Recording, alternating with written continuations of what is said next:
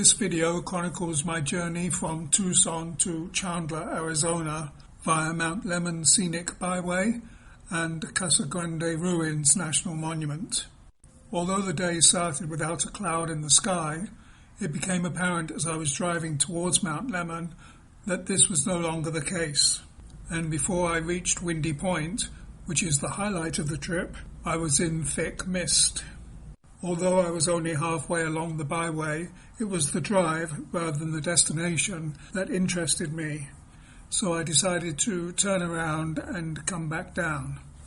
Since the dashcam video going downhill was better than uphill, the start of the descent is identified by the white marker on the map.